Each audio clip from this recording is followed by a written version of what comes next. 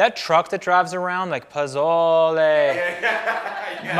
Yeah, like, it's like, it haunts me. Because I don't know what they're saying. So I just hear, like, the chanting, and it sounds like a cult or something. Like, it's very, like, Pozole. Hi, my name is Matt Gondek. I'm a deconstructed pop artist based out of Los Angeles, California. I've been an artist for about 15 years now. I got started in the music industry doing a lot of band merch, like band t-shirts. And I did that for a very long time, and I just didn't like working on a computer. So I was trying to figure out other things to do, and I just randomly started painting one day.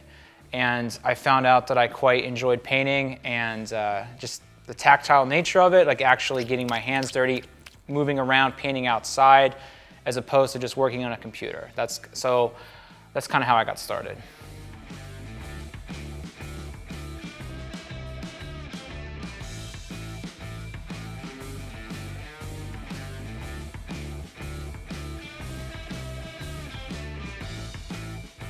So when I started doing the fine art practice, the painting of the canvases, doing murals as well, just a lot of the artists I looked up to put out art toys. So I also wanted to do that. I wanted to, just make things, like tangible things that people could display in their homes. Like, I really enjoyed the idea of putting a painting on a wall, but there's people that don't like paintings, they like toys, and there's a big collector base for that stuff, and I wanted to have my work translate to that medium as well.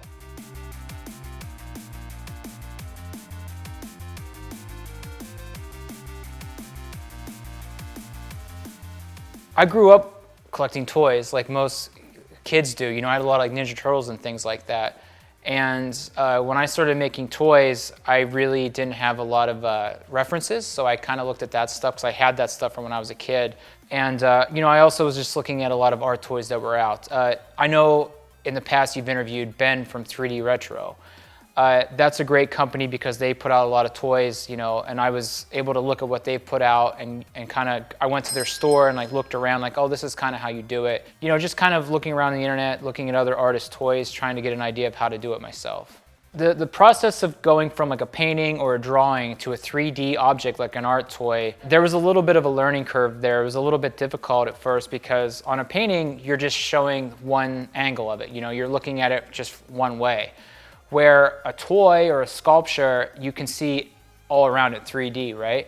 So for the first time, I had to not only come up with an idea, but then also draw every angle, the top, the sides, the bottom.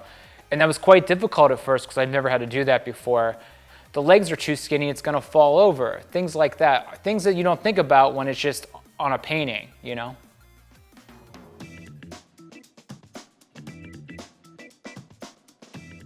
I take a lot of inspiration from how I grew up, but I also, my favorite artist, Roy Lichtenstein, just how he kind of replicated comic book imagery in his work and the process of how comics were printed into his work. And I really like that because I too grew up with comics and they were a big part of me, everything, so I would like to explore that route somewhere as well. I also grew up in Pittsburgh, Pennsylvania, where Andy Warhol was born, and that was a very big influence on me. So, I just kind of pulled things from my own life.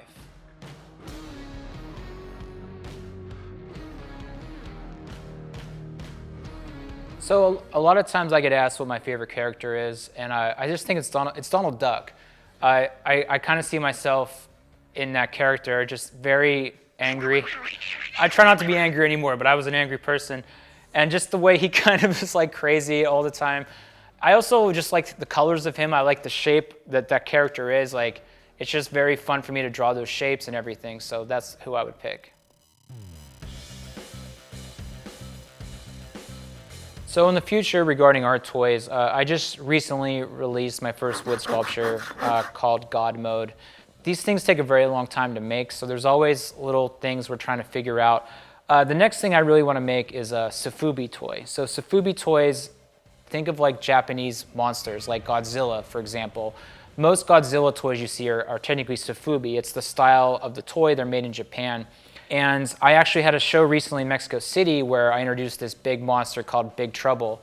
And I thought that character would really translate to a Sofubi toy. So we're currently exploring that and trying to get that made.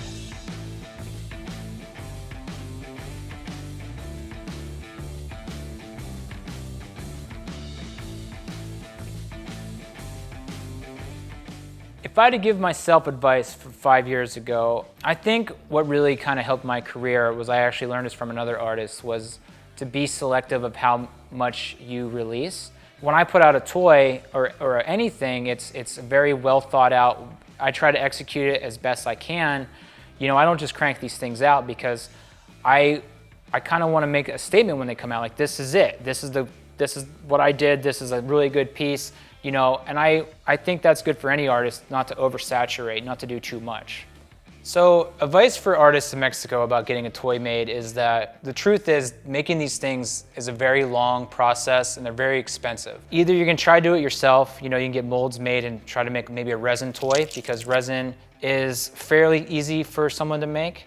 But if you're trying to make like a vinyl toy like most artists, like I said, it takes a very long time, they're very expensive, you're gonna have to work with a company. You kind of have to start with your own work, and you have to really get out there, you know, meet other artists, go to a lot of gallery shows, start marketing your own work, and try to just grow and grow your fan base so that when a company does approach you to make a toy, it's not such a risk.